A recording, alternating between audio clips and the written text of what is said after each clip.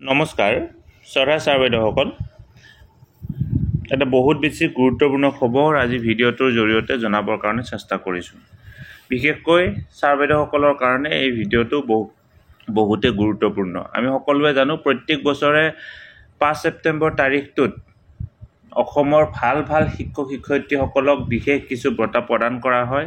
আৰু এইবাৰো 5 ছেপ্টেম্বৰ তাৰিখে অসমৰ কিছু বিশেষ ছাৰ বাইদেউক এই বঁটা প্ৰদান কৰা হ'ব 2024 চনৰ বাবে বিশেষ কিছু ছাৰ বাইদেউক মনোনীত কৰা হৈছে আৰু 2024 চনৰ বাবে 13 গৰাকী শিক্ষক শিক্ষয়িত্ৰীক এইবাৰ মনোনীত কৰা হৈছে এই বিশেষ বঁটাৰ বাবে অৰ্থাৎ ৰাজ্য চৰকাৰৰ শিক্ষকৰ পুৰস্কাৰৰ বাবে এইবাৰ 13 গৰাকী শিক্ষক শিক্ষয়িত্ৰীক মনোনীত কৰা হৈছে আৰু এইখন হৈছে ডাইৰেক্টৰ অফ সেকেন্ডাৰী এডুকেশ্যনৰ তৰফৰ পৰা প্ৰকাশ পোৱা বিশেষ নোটিছ আৰু এই নোটিছখন 2/9/2024 তাৰিখে প্ৰকাশ পাইছে আৰু ইয়াতে ষ্টেট লেভেল সিলেকশ্যন কমিটিয়ে এই বাছনি কৰা শিক্ষক শিক্ষয়িত্ৰীসকলৰ নাম ইয়াত উল্লেখ কৰা হৈছে আৰু তেওঁলোকক 5 ছেপ্টেম্বৰ 2024 তাৰিখে ৰাজ্যিকভাৱে তেওঁলোকক পুৰস্কৃত কৰা হ'ব ইয়াতে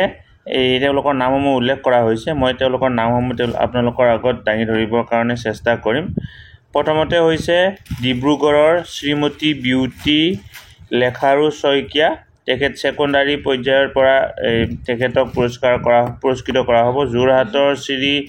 মৌনী দত্ত তেখেতকো সেকেন্ডাৰী পৰ্যায়ৰ তৰফৰ পৰা পুৰস্কৃত কৰা হ'ব লখিমপুৰৰ শ্ৰী কল্পনা গগৈ তেখেতকো সেকেন্ডাৰী পৰ্যায়ৰ তৰফৰ পৰা পুৰস্কৃত কৰা হ'ব যোৰহাটৰ শ্ৰী প্ৰশান্ত কুমাৰ মহন্ত তেখেতকো সেকেন্ডাৰী পৰ্যায়ৰ তৰফৰ পৰা পুৰস্কৃত কৰা হ'ব তিনিচুকীয়াৰ শ্ৰী মিনুৰাণী বৰা তেখেতকো সেকেন্ডাৰী পৰ্যায়ৰ তৰফৰ পৰা পুৰস্কৃত কৰা হ'ব বিশ্বনাথৰ ৰিপুঞ্জয় বৰদলৈ তেখেতকো সেকেন্ডাৰী পৰ্যায়ৰ তৰফৰ পৰা পুৰস্কৃত কৰা হ'ব কামৰূপৰ হীৰেন কুমাৰ দাস তেখেতকো সেকেন্ডাৰী পৰ্যায়ৰ তৰফৰ পৰা পুৰস্কৃত কৰা হ'ব শিৱসাগৰৰ হীৰেন কুমাৰ নেওগ তেখেতকো সেকেন্ডাৰী পৰ্যায়ৰ তৰফৰ পৰা পুৰস্কৃত কৰা হ'ব এই 8 গৰাকীক হৈছে সেকেন্ডাৰী পৰ্যায়ৰ তৰফৰ পৰা পুৰস্কৃত কৰা হ'ব অৰ্থাৎ সেকেন্ডাৰী পৰ্যায়ৰ তৰফৰ পৰা 8 গৰাকী ছাৰ বাইদেউক এবাৰ ৰাজ্যিক পুৰস্কাৰৰ বাবে মনোনীত কৰা হৈছে আৰু আমাৰ এলিমেণ্টাৰী পৰ্যায়ৰ পৰা 5 গৰাকী ছাৰ বাইদেউক এবাৰ মনোনীত কৰা হৈছে তাই ধেমাজিৰ শ্ৰী গকুল জুতিয়া তেখেত এলিমেণ্টাৰী পৰ্যায়ৰ পৰা কাছাৰৰ শ্ৰী অতনু চৌধুৰী এলিমেণ্টাৰী পৰ্যায়ৰ পৰা দৰং জিলাৰ ৰিজুৰেখা দেৱী এলিমেণ্টাৰী পৰ্যায়ৰ পৰা ডিব্ৰুগড়ৰ সংগীতা দেৱী এলিমেণ্টাৰী পৰ্যায়ৰ পৰা আৰু শিৱসাগৰৰ এই শ্ৰী লোহিত চেতিয়া এলিমেণ্টাৰী পৰ্যায়ৰ পৰা আৰু এওঁলোকক 5 ছেপ্টেম্বৰ তাৰিখে আনুষ্ঠানিকভাৱে এই ৰাজ্যিকভাৱে এওঁলোকক এই শিক্ষকৰ ৰাজ্যিক পুৰস্কাৰ প্ৰদান কৰা হ'ব আৰু এওঁলোকক পুৰস্কাৰ প্ৰদান কৰা হ'ব ডিব্ৰুগড় ইউনিভাৰ্চিটিত গতিকে ছাৰ বাইদেউসকল আমি আটাইকেইজন ছাৰ বাইদেউকে আনুষ্ঠানিকভাৱে কৃতজ্ঞতা জ্ঞাপন কৰিছোঁ অভিনন্দন জ্ঞাপন কৰিছোঁ এওঁলোকে এওঁলোকৰ কৰ্মৰ দ্বাৰা ৰাজ্যিক পুৰস্কাৰ পাবৰ কাৰণে সক্ষম হৈছে আমি আশা কৰিম এওঁলোকৰ যি এই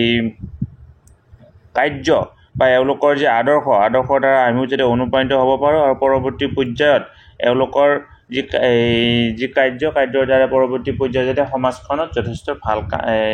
সমাজত যাতে যথেষ্ট ভাল প্ৰভাৱ পৰে ধন্যবাদ শ্ৰদ্ধা ছাৰ বাইদেউসকল নলিনীকান্ত ডেকা নামৰ ইউটিউব চেনেলটো হৈছে এটি শিক্ষামূলক ইউটিউব চেনেল এই চেনেলটোৰ জৰিয়তে আমি শিক্ষক ছাত্ৰ ছাত্ৰী অভিভাৱক আৰু বিদ্যালয়ৰ কাৰণে উপযোগী কিছু ভিডিঅ' প্ৰস্তুত কৰিবৰ কাৰণে চেষ্টা কৰোঁ আপুনি যদি পোনপ্ৰথমবাৰৰ কাৰণে এই চেনেলটো চাইছে